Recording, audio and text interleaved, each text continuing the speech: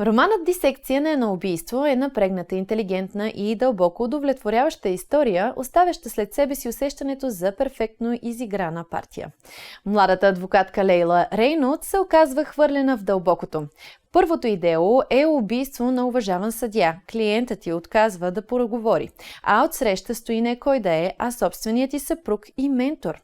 Това е сблъсък не само на аргументи, но и на минало, доверие и лични демони.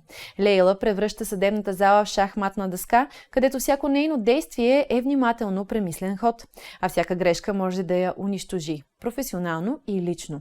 Майсторски се разкрива напрежението между истината и манипулацията, морала и амбицията, между това, което се случва пред журито и това, което се случва зад затворените врати.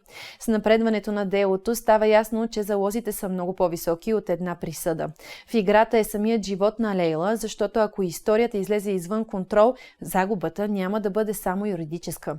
Романът "Дисекция на едно убийство" е интелигентен, психологически наситен и изпълнен с обрати, които те карат да се съмняваш във всеки герой.